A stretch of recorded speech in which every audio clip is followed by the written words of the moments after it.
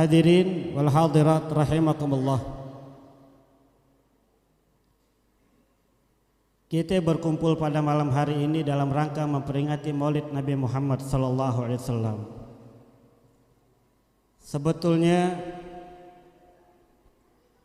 cukup dengan berkumpulnya kita dalam memperingati Maulid Nabi sallallahu alaihi wasallam, dan sekarang juga kita udah lihat di mana-mana negara, mana kota, mana desa, mana wilayah sampai gang, kampung, umat muslim ramai-ramai merayakan peringatan Maulid Nabi Muhammad sallallahu alaihi wasallam.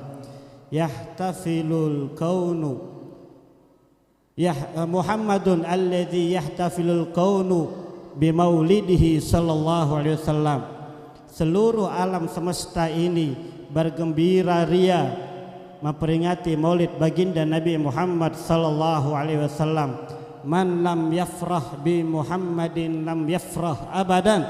Siapa orang tidak bergembira dengan hadirnya baginda Nabi Muhammad sallallahu alaihi wasallam, maka dia tidak akan pernah merasakan kegembiraan selama-lamanya.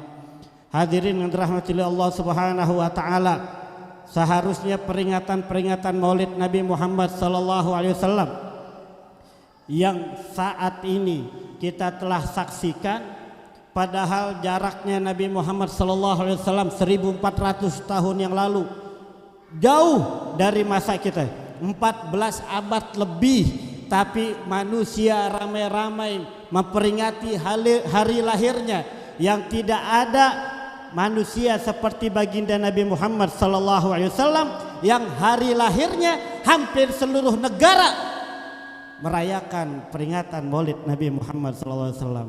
Ada nggak Pak ya kayak Nabi Muhammad hari lahirnya begini nih? Nggak ada.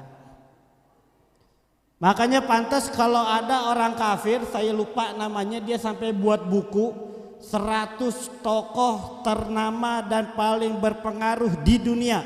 Yang pertama adalah baginda Nabi Muhammad sallallahu alaihi wasallam.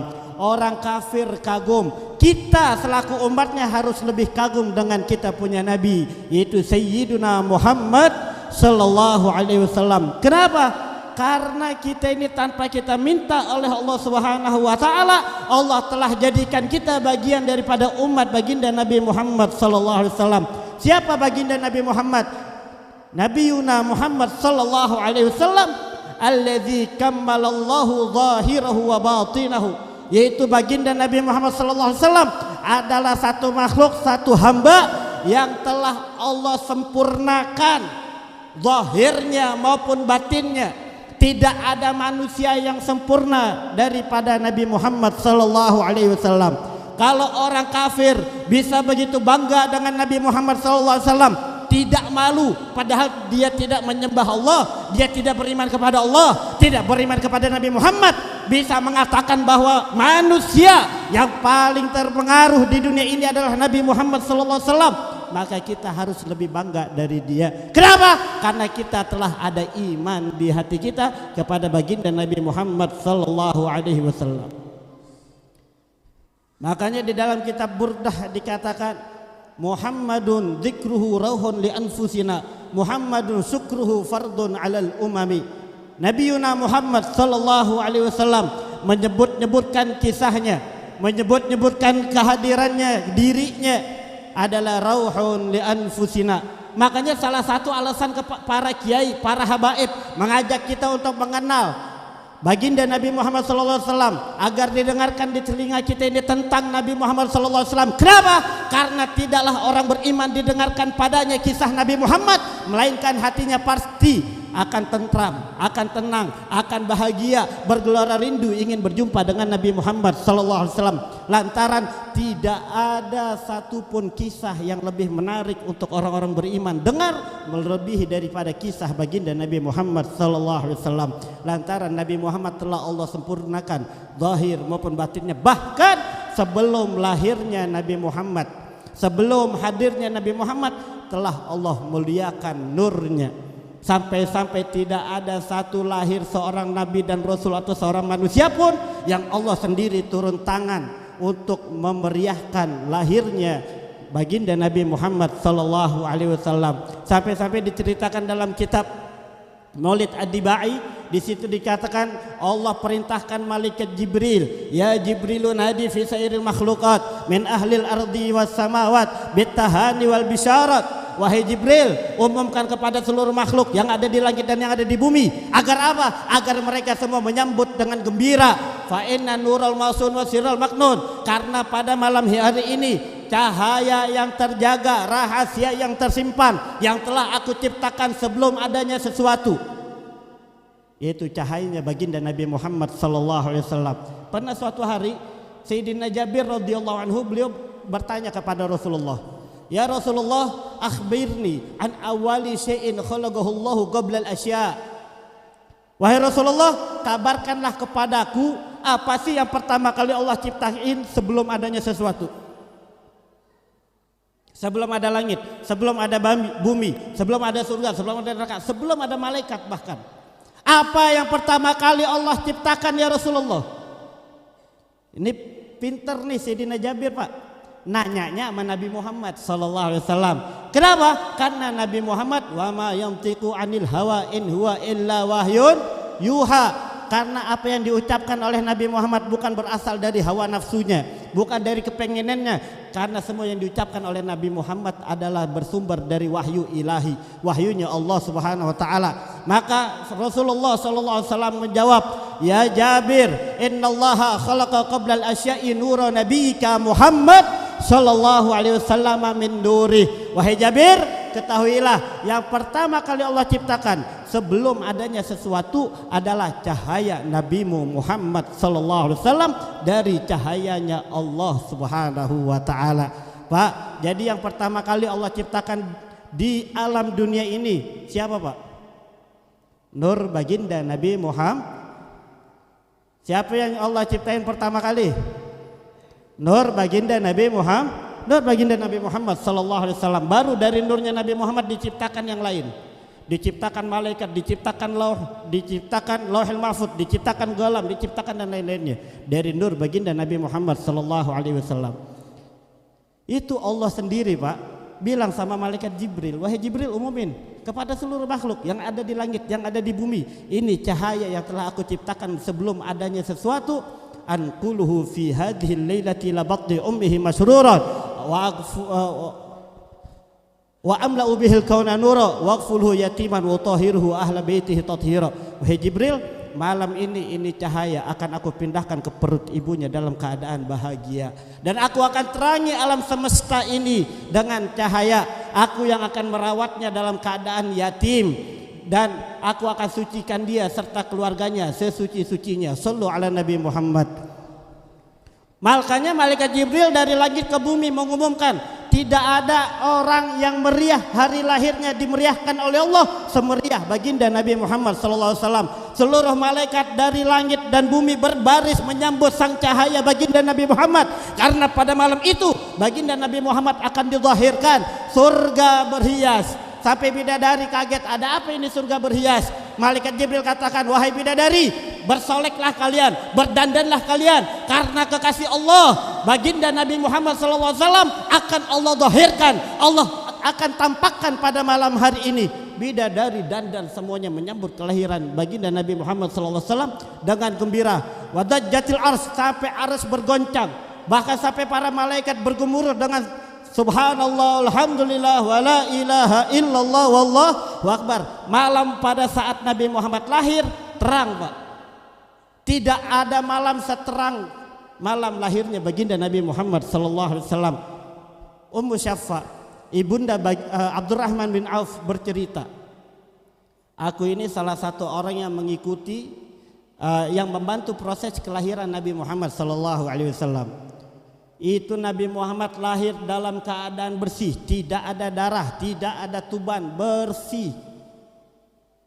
Matanya sudah pakai celak, sudah dikhitan, pusarnya sudah putus, rapih, wangi. Dan Nabi Muhammad ketika aku gendong, itu aku lihat keluar, itu cahaya terang benderang. Kejadian tersebut sampai tertanam di benaknya Ummu Syafa. Masih teringat-ingat betapa istimewanya kelahiran baginda Nabi Muhammad SAW. Sampai saking terangnya Pak, padahal pada saat itu belum ada lampu-lampu semacam ini. Dulu adanya lampu minyak. Kalau udah malam jadi gelap banget. Jadi segala sesuatu yang bisa dilihat di siang hari nggak bisa dilihat di malam hari. Tapi pada lahir Nabi Muhammad, sesuatu yang hanya bisa dilihat di siang hari juga bisa dilihat pada malam hari. Sampai gedung-gedung yang ada di kota Roma, yang ada di kota Syria, itu bisa dilihat dari kota Mekah. Saking alam ini terang benderang. Shallu ala Nabi Muhammad. Akhirnya ketika Rasulullah SAW berumur 40 tahun, beliau menjadi nabi dan rasul. Fakuntu min awalin nasi islama. Ummu Syafa, aku tidak ragu-ragu untuk menjadi orang yang pertama kali masuk Islam. Kenapa? Karena aku telah menyaksikan keistimewaan demi keistimewaan saat lahirnya baginda Nabi Muhammad sallallahu alaihi wasallam. Makanya kita jangan heran Pak, kalau pada saat ini hampir seluruh negara, nggak ada negara yang kosong dari merayakan maulid baginda Nabi Muhammad sallallahu alaihi wasallam. Bahkan kalau dari zaman dulu para raja ngadain, para gubernur ngadain, para sultan ngadain peringatan-peringatan maulid Nabi Muhammad sallallahu alaihi wasallam. Seharusnya tanpa kita mengenal pribadi Nabi Muhammad lebih jauh, tanpa kita mengenal masa kecilnya Nabi Muhammad, masa dewasanya Nabi Muhammad, bagaimana kehidupan keluarga Nabi Muhammad, bagaimana saat Nabi Muhammad menjadi Rasul. Sebelum kita tahu itu, cukup peringatan maulid Nabi seperti ini membuat kita tambah cinta kepada Nabi Muhammad sallallahu alaihi wasallam.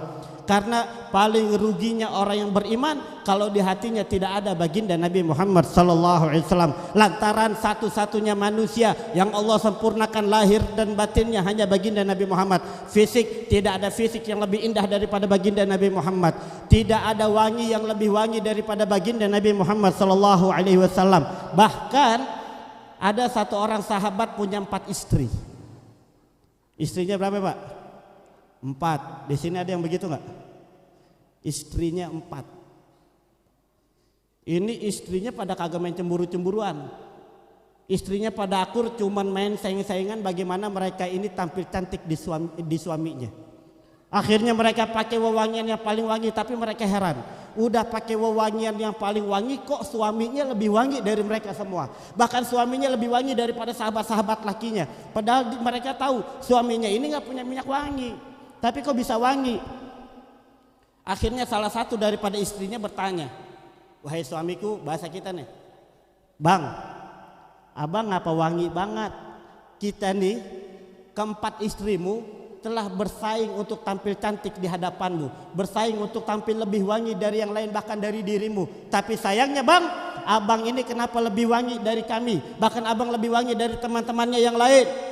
Cerita ini terdapat dalam kitab Al-Anwarul Muhammadiyah karya Al-Imam Yusuf An-Nabhani. Di situ dikatakan bahwasanya si suami bercerita, iya, asal mula dari wangiku ini adalah bekas dari tangannya Rasulullah Sallallahu Alaihi Wasallam yang menempel di perutku. Gimana mulanya?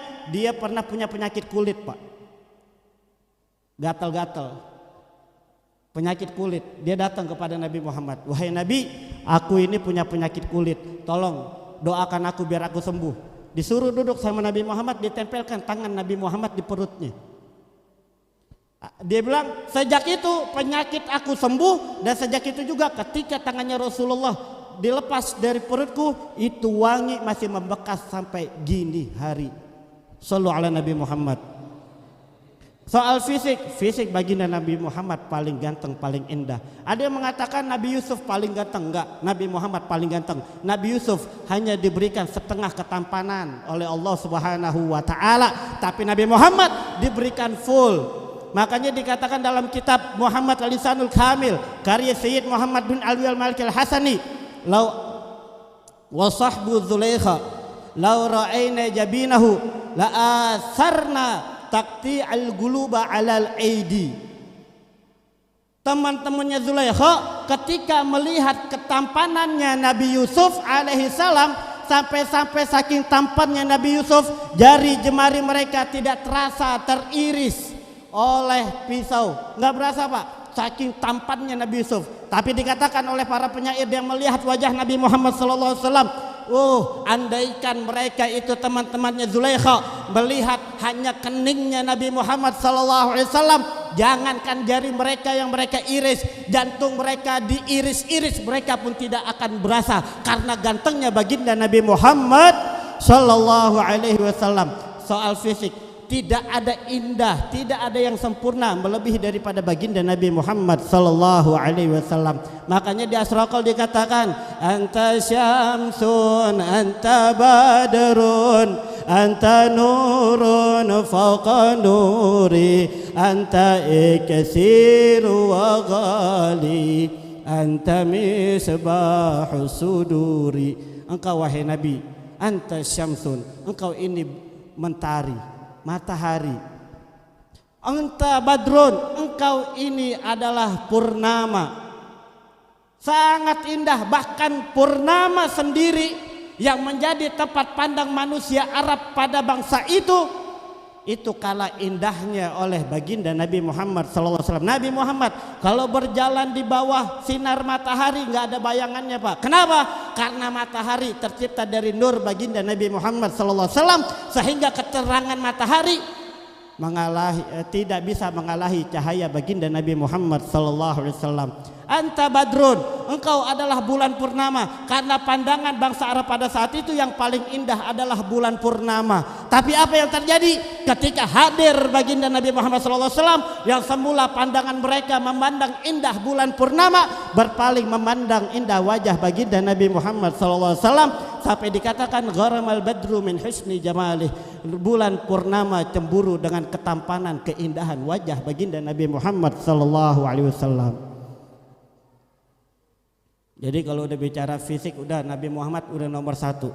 Tapi sebegitu indah fisik Nabi Muhammad Sallallahu Alaihi Wasallam, yang dipuji oleh Allah ada akhlak baginda Nabi Muhammad Sallallahu Alaihi Wasallam. Bukan fisik Nabi Muhammad, justru akhlaknya Nabi Muhammad yang dipuji oleh Allah Subhanahu Wa Taala. Artinya apa? Setampan apapun manusia, kalau dia tidak berakhlak, sekaya apapun dia, kalau dia tidak berakhlak, maka dia akan buruk di hadapan Allah Subhanahu wa Ta'ala. Saking mulianya akhlak Nabi Muhammad, Allah jadikan baginda Nabi Muhammad suri tauladan untuk kita semua. Makanya dikatakan bahwasanya Nabi Muhammad itu adalah bapaknya revolusi akhlak. Kita lihat jahiliyah, anak perempuan lahir dikubur, khamar sudah langganan, judi sudah langganan, mereka menyembah patung-patung berhala, menyekutukan Allah Subhanahu wa Ta'ala, perzinahan di mana tempat. Hadir baginda Nabi Muhammad sallallahu alaihi wasallam, judi hilang, khamar hilang. Yang tadinya menyembah berhala-berhala, mereka langsung mentauhidkan Allah, menyembah Allah Subhanahu wa Ta'ala. Mereka yang ahli maksiat, tukang bunuh, menjadi tobat karena ajaran baginda Nabi Muhammad sallallahu alaihi wasallam. Kenapa bisa seperti itu? Karena mereka telah menjadikan Nabi Muhammad suri tauladan. Lantaran Nabi Muhammad adalah sebaik-baiknya akhlak. Nabi Muhammad mengatakan, "Adabani Rabbi fahsana ta'dibi." Tuhanku Allah lah yang telah mendidikku dengan sebaik-baiknya pendidikan. Nah sekarang kenapa umat Islam kita lihat ini di mana tempat, ya Allah, makin hina makin hari. Penistaan di mana-mana, ulamanya dikriminalisasi, habaibnya dipenjara, umat Islam dibunuhi. Siapa Habib yang dibunuh itu? 6 laskar pengawal Habib Rizik dibunuh dengan keji dan kejam, dibantai oleh mereka yang katanya polisi. Na'udzubillah. Ini bukan ngomong ada-ada, Pak. Habib Rizik diincar, penghinaan demi penghinaan. Saya pikir mah waktu itu, Pak, ketika Ahok itu menistakan Al-Quran, itu kan umat Islam marah sedunia, bahkan bukan cuma di dunia, sampai di luar negeri ikut-ikutan marah dan mendukung gerakan aksi bela Islam yang diadakan oleh Habib Rizik, yang digagas oleh Habib Rizik Syihab. Saya pikir, wah udah dah, habis ini habis dah semua dah, kagak ada lagi yang berani-berani untuk menistakan agama Islam.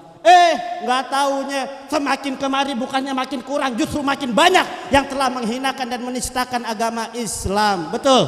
Belum lama tuh di Bekasi, Al-Quran Kalau kata polisi itu mah buku-buku doa bukan Al-Quran. Sama aja, mau buku-buku doa kek, isinya buku doa juga dari Al-Quran. Betul, isinya juga salawat kepada Nabi Muhammad SAW. Masa dijijil-jijilin ke kelamin? Makin kemari makin dahsyat penghinaan dan penistaan. Kenapa seperti ini Pak? Karena kita umat Islam, kita jangan bilang yang di atas dah. Kita nggak usah bilang tentang pemerintah. Kita di bawah juga banyak yang maksiat. Kita pengen pemerintah baik, adil. Kitanya di bawah pada main gaplek, kitanya di bawah pada banyak yang minum, amar ma'ruf nahi munkar kagak mau, sholat kagak mau ditegakkan, maksiat terus berjalan. Betul gak Pak? Saya mau tanya, kemaksiatan banyak atau tidak? Banyak atau dikit? Banyak. Tidak ada satu kemaksiatan pun di Indonesia ini luput. Judi ada, perzinahan ada. Oleh karena itu hadirin rahmatillah Allah, dalam kesempatan yang mulia ini, ayo kita revolusi, kita punya akhlak. Kita revolusi akhlak kita. Yang tadinya kagak sholat biar sholat, yang tadinya nggak puasa biar pada puasa, yang tadinya judi tinggalkan judi, yang tadinya jahat biar jadi orang soleh. Siap nggak revolusi akhlak? Yang jawab cuma 3 orang. Pak, mau ikut Nabi Muhammad nggak Pak? Pak, percaya nggak kalau ajaran Nabi Muhammad adalah ajaran yang terbaik? Percaya nggak? Percayakah kalau ajaran Nabi Muhammad yang terbaik? Percaya atau tidak?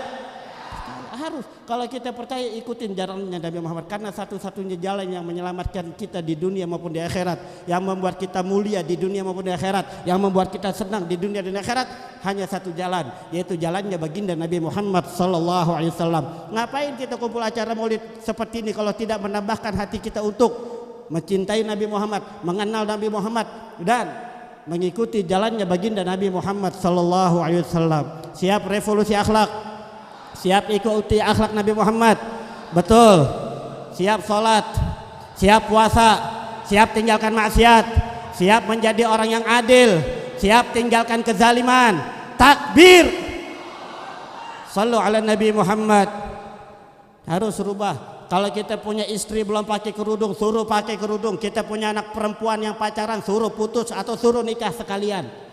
Jangan sampai nih, bisa jadi bala yang ada di muka bumi ini kita turut andil dalam membantu murkanya Allah Subhanahu wa taala. Bisa jadi Pak, bapaknya ngaji, anaknya zina, bapaknya ngaji, anaknya main judi, bapaknya ngaji, istrinya lagi buka aurat di luar. Na'udzubillah min dalik. Hal-hal tersebutlah yang mengundang murkanya Allah Subhanahu wa taala. Insyaallah Pak, kalau kita semuanya kompak, mau amar ma'ruf nahi munkar, membela yang hak, tinggalkan yang batil, ikuti Nabi Muhammad sallallahu alaihi wasallam, maka akan Allah jadikan pemimpin negeri ini pemimpin yang adil, pemimpin yang soleh, pemimpin yang takut kepada Allah Subhanahu wa taala. Omong kosong kita menginginkan pemimpin yang adil, tapi kita di bawah pada berbuat zalim.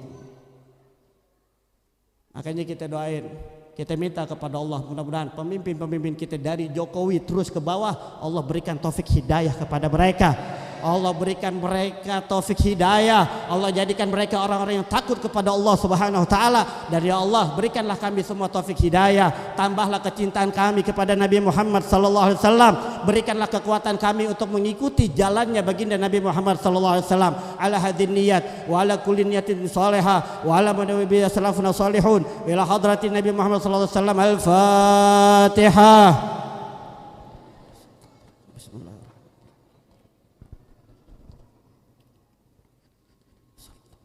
Siratal ladzina an'amta 'alaihim ghairil maghdubi 'alaihim waladdallin. Hadza minni wal 'afu minkum. Wassalamualaikum warahmatullahi wabarakatuh.